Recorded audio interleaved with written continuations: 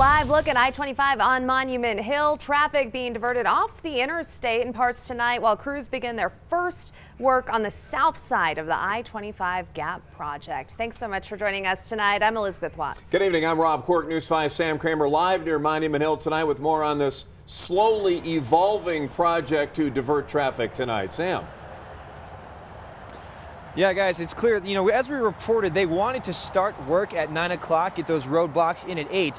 But this convoy of construction trucks you see here behind me really just moved into position within the last 15 minutes. Now, before the project began, CDOT officials said they were adamant about minimizing traffic impacts, even banning daytime road closures altogether. The agency is sticking to its word, but that doesn't mean people enjoy driving through the gap.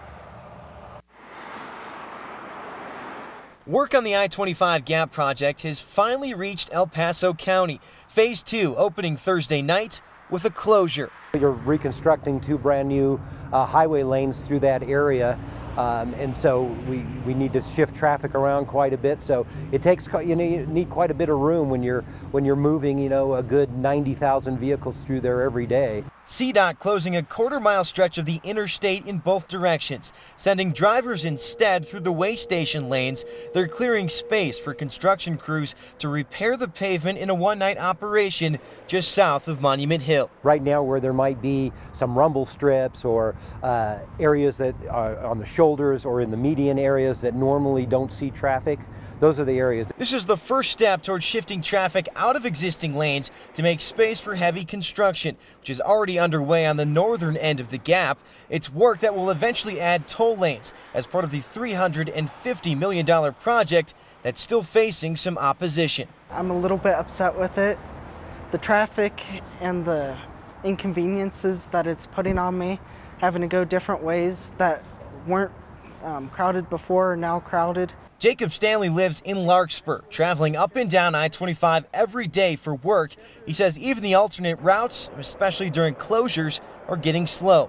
Now it's just, how can I avoid it? Always checking my phone to see the traffic before I come through, finding alternative routes. But CDOT says it's necessary preparation for the major work ahead, even if it means impacting evening traffic. We're expecting some slowdowns, some backups, but the reason we do this work at night is because traffic volumes are so much lower than they are during the day. As crews aim for completion in 2021. Now, as far as we know, they still plan to end construction and end that project tomorrow morning at 5 a.m. Again, as far as we know, they did get off to a delayed start tonight. Either way, it's a good idea to go ahead, plan ahead, pad that commute a little bit, or just find an alternate route.